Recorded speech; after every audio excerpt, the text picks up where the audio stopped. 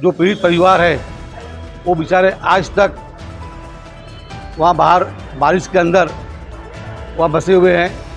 कोई अपने रिश्तेदार के इधर जाके रात में सो रहा है, कोई अड़ोस पड़ोस में जाके सो रहा है। रोड वाइंडिंग के अंदर उसको तोड़ चुका गया है। बार बार उसी नौ घर को टारगेट क्यों बनाया जा रहा है समझ में नहीं आ रहा। 1 मीटर 1.5 मीटर हो रहा था, इन्होंने 3 मीटर पे मार्किंग करके तोड़ा है घरों को।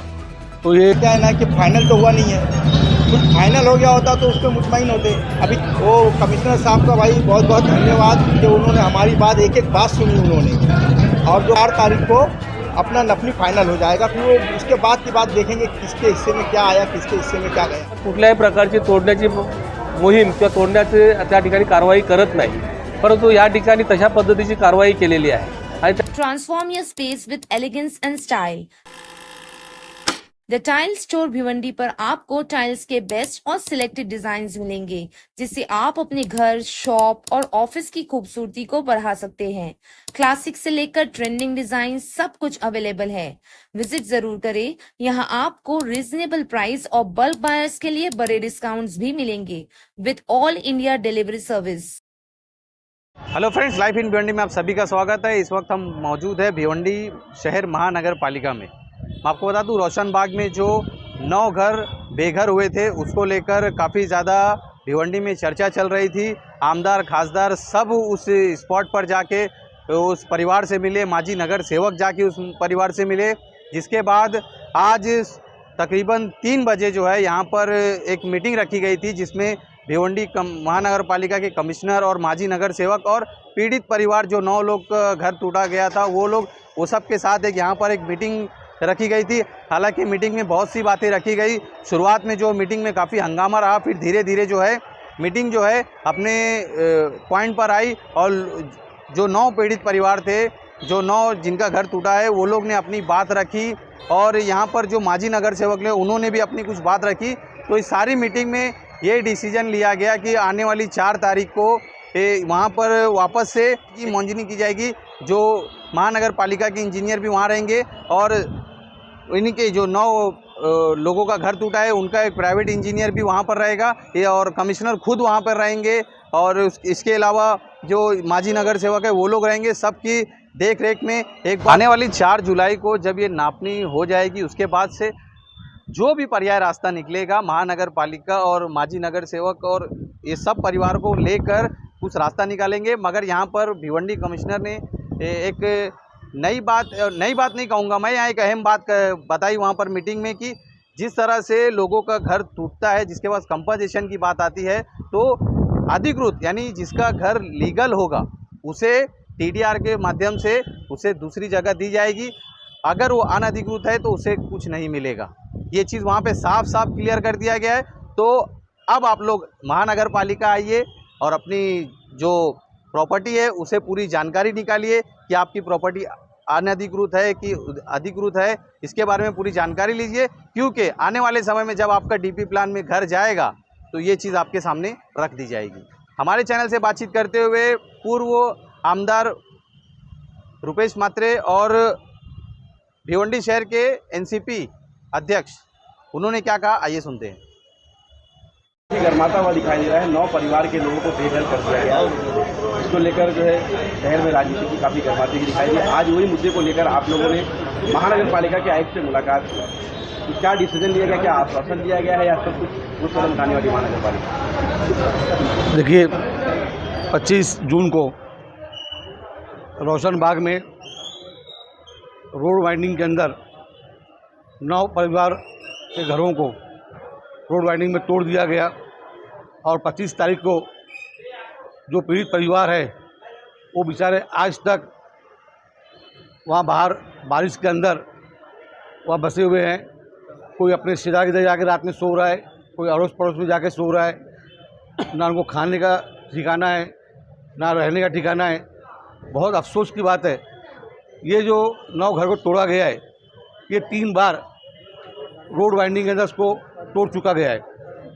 बार बार उसी 9 घर को टारगेट क्यों बनाया जा रहा है समझ में नहीं आ रहा है। वहाँ और भी घरें हैं, वहाँ पे लोग अपने हाथों से कोई खिड़की निकाल रहा है, कोई दरवाज़ा निकाल रहा है, लेकिन इन 9 घरों को बुलडोज़र लगा के तोड़ दिया गया।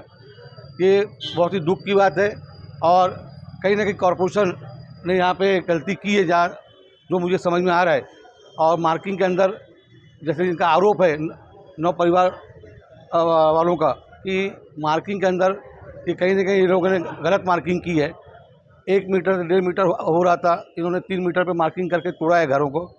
तो ये बहुत गलत तरीके से जो तोड़ा गया, उसके लिए हमने बालिया मामा को फ़ोन किया, यहाँ सब नगर सेवक से रब्ता किया, रुपेश माथुर साहब से रब्ता किया। तो बालिया मामा ने कमिश्नर साहब से बात की कि भाई वो 9 घरों को कहीं ना कहीं इंसाफ मिलना चाहिए और उसके लिए कोई ना कोई पर्याय होना चाहिए, उनको कहीं ना कहीं मदद मिलना चाहिए। और गलत तरीके से अगर तोड़ा गया है तो कॉरपोरेशन उसको वापस से मकान बना के देना चाहिए। तो उससे हमने कमिश्नर को शनिचर इतवार बंद होने की वजह से हमारा रब्ता नहीं हो पाया। आज पीर के दिन दोपहर में 3 बजे कमिश्नर साहब से हमारी मीटिंग हुई। इसमें सब नगर सेवक यहाँ पे इमरान भाई हैं, अहमद भाई हैं, मतलूब भाई हैं, तला मोमिन है, रुपेश माथुर साहब है और बाकी सभी पार्टी के नगर सेवक थे यहाँ पे। और कमिश्नर साहब से बात की तो सबसे पहले मांगनी हमने ये की है कि जो मार्किंग हुई है वो वापस से वहाँ पे विज़िट किया जाए और उसको चेक किया जाए सही हुई है कि गलत हुई है। और मार्किंग के लिए उन्होंने 4 तारीख हमको टाइम दिया है, क्योंकि अभी आचार संहिता भी है और दूसरी बात है अधिवेशन भी चालू है, तो इंजीनियर हो सकता है यहाँ पे रहे नहीं। तो 4 तारीख को वापस से वहाँ विज़िट करेंगे और मार्किंग हमें वापस से इंशाल्लाह चेक करेंगे। और उसके बाद अल्लाह न करे उनका घर जाता है उसके अंदर भी, तो हमारी पूरी कोशिश रहेगी कि उनको कहीं ना कहीं इंसाफ मिलना चाहिए और जो भी मदद कॉरपोरेशन से मिल सके वो मिलना चाहिए। और उसके अलावा हमारे से जो मदद हो सकती है वो इंशाल्लाह हम लोग पूरी कोशिश करेंगे मदद करने की। और इसमें मैं एक ही चीज़ बोलना चाहूँगा कि मीडिया के थ्रू हम लोग देख रहे थे, रोज़ वीडियो वहाँ की आ रही थी। किसी मजलूम से आप खेलिए मत और इसमें सियासत मत करिए। ये सियासत का वक्त नहीं है। जिसका घर गया है वही जानता है उसकी तकलीफ़ें क्या है। तो इस वक्त हमको आज हमारा वो भी हमारे शहर का एक हिस्सा है, तो आज हमारा फ़र्ज़ बनता है उनके लिए खड़ा होना। जहाँ उनको ज़रूरत पड़ेगी वहाँ हम सब साथ में खड़े रहेंगे उनके और उनको पूरा इंसाफ दिलाने की कोशिश करेंगे। और आगे भी जो डीपी प्लान में जो घर या दुकानें या कारखाने टूटने वाले हैं उसके लिए हम लोग एक प्लानिंग करेंगे। अभी हमारे कमिश्नर साहब से बात हुई है, वो 5 तारीख के बाद एक कमेटी बनाएंगे, उसके लिए भी क्या प्लान होना चाहिए, किसी का नुकसान नहीं हो, उसके लिए भी इंशाल्लाह कोई ना कोई रास्ता निकालेंगे। जिस तरह से जो 9 परिवार के लोग अभी फिलहाल देखा जाए 4 तारीख के बाद जो है उसका डिसीजन लिया जाएगा। अभी 4 तारीख तक की उनके लिए पर्याय मार्ग क्या निकाला गया है? क्या वो अभी उसी तरह रोड पर ही रहने वाले हैं, उनकी व्यवस्था की गई है? देखिए, व्यवस्था के लिए वहाँ पे अड़ोस पड़ोस वाले ने भी किया है और लेकिन वो वहाँ छोड़ के जाना नहीं चाहते। उनका कहना ये है कि हम वहीं रहेंगे जब तक हमको इंसाफ नहीं मिलेगा। तो हमारी कोशिश रहेगी उनको हम हाँ, जो परिवार के लोगों ने आरोप लगाया था कि हमारा जबरदस्ती तोड़ा गया है करके, उसके ऊपर कमिश्नर साहब ने क्या जवाब दिया? ये उसी की लड़ाई चालू है। 4 तारीख को फाइनल होगा, वापस से क्या मार्किंग चेक किया जाएगा। अगर कमिश्नर साहब की और अपना महानगर पालिका की गलती रहेगी तो उनका पूरा शहर के अंदर उनका पर्दाफाश हो जाएगा। इसका मतलब इससे पहले भी जितना भी हुई है मार्किंग वो गलत हुई है। तो अभी 4 तारीख को ही इसका डिसीजन होगा। मीटिंग में भी खुला आरोप लगाया गया और आयुक्त साहब ने क्लियर कट बताया कि भाई बकरीद का टाइम था, त्यौहार का टाइम था, इसके लिए उस कार्रवाई को रोका गया है ना। उन्होंने ऑन द पेपर बताया, उस पर आप क्या कहेंगे? देखिए, नगर सेवक तो कोई भी हो वो कभी नहीं चाहेगा उसके वार्ड में मतलब उनका किसी का नुकसान हो। भाई वो नगर सेवक पूरे वार्ड के रहते हैं और मैं नहीं समझता ये इसके अंदर जो ये मामला हुआ, ये कॉरपोरेशन कमिश्नर साहब ने खुद कबूला है उस मीटिंग के अंदर कि नगर सेवकों की इसमें कोई गलती नहीं है, नगर सेवक का इससे कोई वास्ता नहीं है। जो वास्ता है हमारा महानगर पालिका का है और हम कानून से काम करते हैं। इसमें नगर सेवक का कोई कुछ लेना देना नहीं। 50 साल से वो रह रहे थे, तो नगर सेवक का मैं नहीं समझता इसमें कोई होगा। मैं पहले कह दिया, इसमें सियासत नहीं करना है। हम सबको मिलजुल कर एक साथ होकर हमको उनको इंसाफ दिलाना है और आगे जो डीपी प्लान का मामला रहे उसमें कोई रास्ता निकालना है। इस तरह से जो अभी 9 घरों का हुआ, आगे भी घरों का हो सकता है, उसके लिए क्या करेंगे? सर्वात प्रथम तर आजची जी कारवाई झालेली आहे, जी 25 जूनला कारवाई करण्यात आलेली आहे, खरं तर रोड वायडिंग असो किंवा अनधिकृत बांधकामांवर कारवाई असू देत, एक मानवतेच्या दृष्टीने नियम झालेला आहे की पावसाळ्यामध्ये कुठल्याही राहत्या घरावर कारवाई होऊ नये, तर त्यामध्ये राहणाऱ्या माणसांना त्या ठिकाणी अडचणी निर्माण होऊ नयेत, अशा प्रकारची एक परंपरा आहे की पावसाळ्यात आपण कुठल्याही प्रकारची तोडण्याची मोहीम किंवा तोडण्याची त्या ठिकाणी कारवाई करत नाही। परंतु या ठिकाणी तशा पद्धतीची कारवाई केलेली आहे आणि त्या कारवाईमध्ये 9 घरं जी आहेत ती बाधित होऊन त्या 9 घरांमध्ये राहणारी अनेक लोक आहेत की त्या लोकांना आज बेघर व्हावं लागलेलं आहे। आणि असं असताना खरं तर कॉर्पोरेशनने ही संपूर्णतः जबाबदारी घेऊन प्रथमतः या कारवाईचाच चुकीची कारवाई झालेली आहे की ती कारवाई होऊच नाही. आणि राहिला विकासाला कुठल्याही प्रकारचा आमचा कुणाचाच, माजी नगरसेवक असतील, ह्या ठिकाणचे लोकप्रतिनिधी असतील, ह्या कुणाचाच विकासाला कुठल्याही प्रकारचा अडथळा किंवा विकासाला विरोध नाही. तर विकास झालाच पाहिजे, परंतु काही नियम आहेत, काही गोष्टी अशा आहेत की त्या वेळेत केल्या पाहिजेत. तशा पद्धतीने महापालिकेने करावं.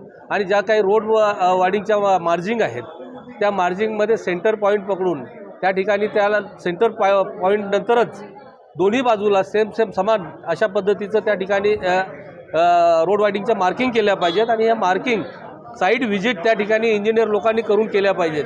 परंतु बऱ्याचशा रस्त्यांमध्ये ह्या अडचणी आपल्याला पाहायला मिळालेल्या आहेत की ज्या ठिकाणी कारवाई झालेली आहे त्या ठिकाणी बऱ्याच ठिकाणी रस्ते हे वळवण्याचं काम किंवा एखाद्या माणसाला वाचवण्याचं काम या आधी देखील बऱ्याच रस्त्यांमध्ये झालेलं आहे.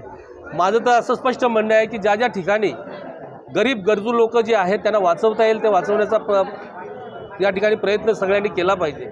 आणि महापालिकेचा विकास होत असताना नक्कीच सहकार्य केलं जाईल. परंतु हे विकास होत असताना त्या ठिकाणच्या ज्या बांधकामं आपण तोडतो आहोत त्या बांधकामांना त्या ठिकाणी जो कॉन्फिगरेशन आहे, मोबदला आहे, तो मोबदला व्यवस्थित प्रमाणात मिळाला पाहिजे. खरं तर भिवंडीमध्येच जो मोबदल्याचा जी पॉलिसी आहे ही पॉलिसी व्यवस्थित प्रमाणात राबवली जात नाही. बाकी ठिकाणी सगळीकडे कॉन्फिगरेशन पॉलिसी अतिशय चांगल्या पद्धतीने राबवली जाते. मग हायवेची असेल तिला आपण पाहतो की 4 पटीने त्या ठिकाणी मोबदला मिळालेला आहे. बुलेट ट्रेनचं असेल 4-4, 5-5 पटीने दिलं जातं आहे.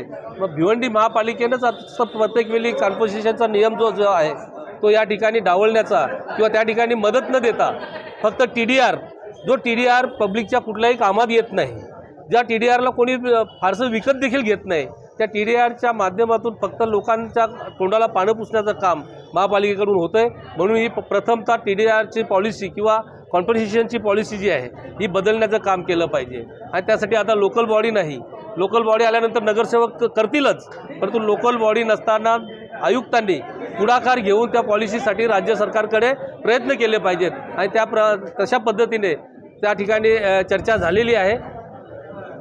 आयुक्त महोदयांनी त्या ठिकाणी आश्वासित केलेलं आहे की तशा प्रकारच्या पॉलिसीसाठी भिवंडी शहरामधले जे जुने नगरसेवक आहेत, जाणकार आहेत, त्यांना एकत्रित घेऊन त्या पॉलिसीसाठी प्रयत्न करणार आहेत. तेव्हा आता जे 9 फॅमिलीवर जो अन्याय झालेला आहे तो अन्याय होऊ नये म्हणून त्यांचं त्या ठिकाणी निवारा केंद्रामध्ये त्यांना सेटल केलं पाहिजेत. किंवा त्यांचं जे बांधकाम जर चुकीच्या पद्धतीने तोडलं असेल तर ते बांधकाम त्या ठिकाणी पुन्हा त्यांना तसं दिलं पाहिजे.